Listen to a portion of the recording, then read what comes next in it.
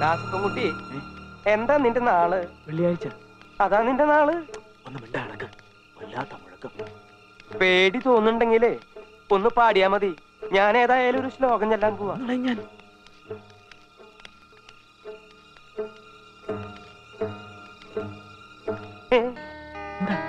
എന്താ ആരത് തുറന്നത്?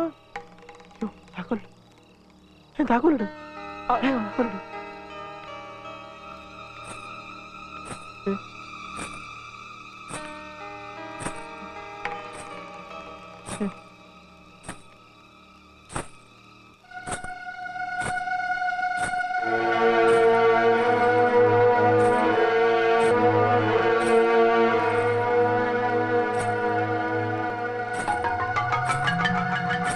ദാസപ്പാരാ